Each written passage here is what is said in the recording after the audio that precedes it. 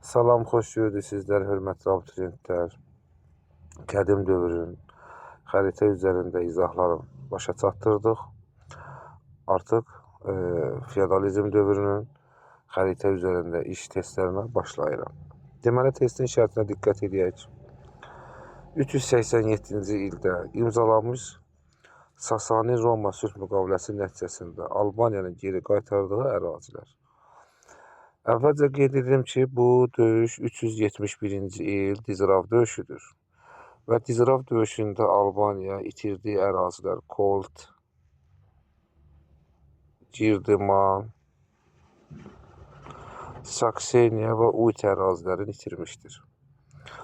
387-ci ildə bağlanan sülhdə də həmin bu əraziləri geri qaytarır Albaniya. Amma testin şərtinə diqqət eləsək,